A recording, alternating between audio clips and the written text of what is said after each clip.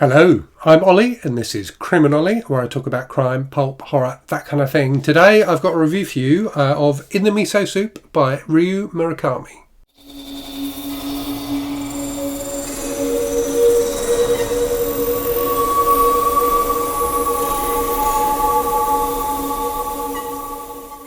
So this is one of the books I've read for my ongoing Disturbing Books project, where I'm reading disturbing books that have been recommended to me by viewers in the comments on my videos. So this is one I was definitely aware of. I'd heard of it, but had never read and haven't read anything else by Ryu Murakami. But on the basis of this, I think I probably will read more by him. And he's a reasonably well-known author in the West, I think, partly because a movie, Audition, was made based on another novel by him. So the movie's directed by a Japanese director called Takashi Miike. And that was a film that was made a bit of a splash over here. I actually haven't seen it, but I certainly remember it coming out and being a film that got people talking because of how shocking it was. And In the Miso Soup has a kind of similar shocking premise to it, and is also a very kind of bleak and downbeat book. Which is a kind of book that I really quite enjoy. I'm a bit of a Debbie Downer sometimes. So yes, I did enjoy this.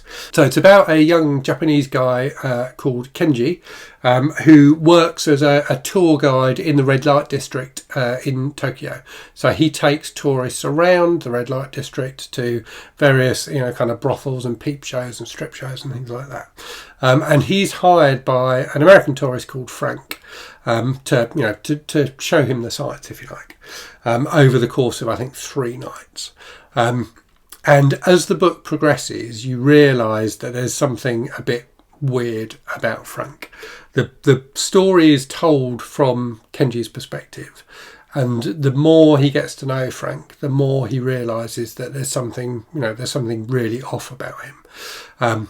And one of the blurbs, or the blurb on the cover, describes the book as reading like the script notes for American Psycho, The Holiday Abroad, and it definitely feels like it plays into that post-American Psycho kind of representation of serial killers.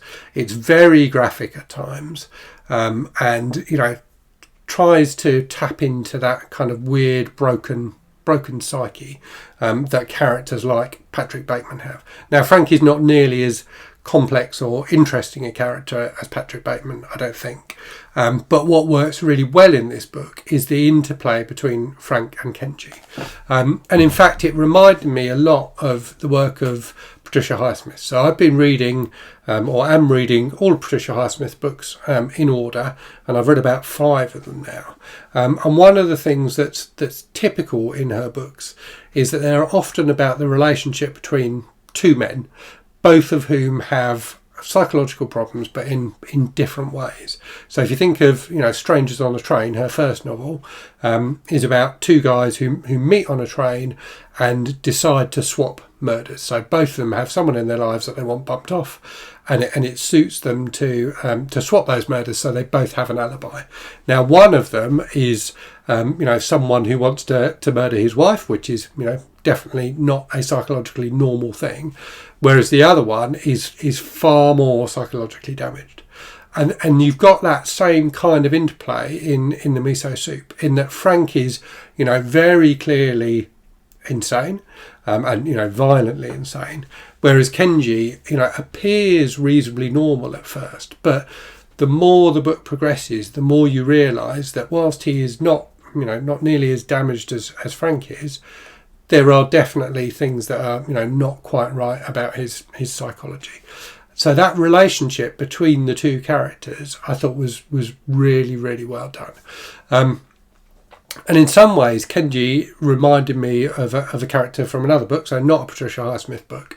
He reminded me a bit of the character of David from The Girl Next Door by Jack Ketchum. So The Girl Next Door is a very disturbing book, definitely more disturbing than In the Miso Soup, about these 2 sisters who are imprisoned by their aunt and have terrible things done to them by the aunt and by kind of other children in the neighbourhood.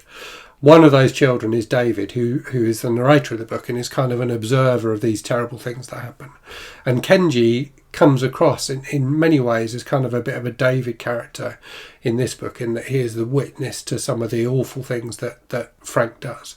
And that works well, I think, because it gives the reader a bit of distance from the events of the book, and a bit of perspective, but also makes you question your own role in reading the book as, you know, something of a voyeur.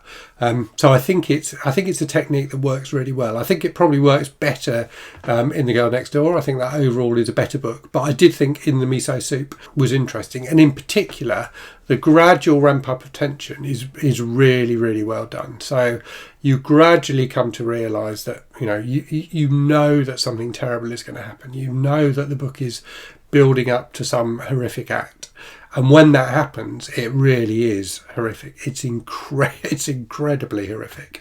It's genuinely shocking, and in particular the way that Frank and Kenji act during that scene and interplay with each other is really shocking. So I do think it works well, even if it's not as good as, you know, some of the other books I've talked about in this review. And it's also interesting how it reflects on Japanese culture. So Murakami is quite critical of a Japanese culture that he sees as hypocritical, in terms of it kind of people tutting about the fact that that young women are engaging in sex work, but at the same time being titillated by it.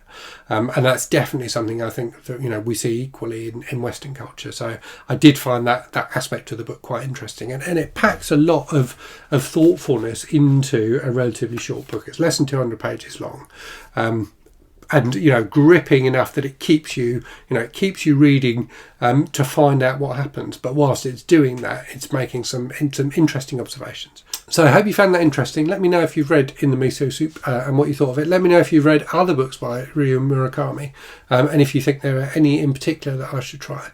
And as always, thanks very much for watching. Hope you're safe and well out there. Hope you're reading good stuff, and I'll speak to you again very soon. Cheerio.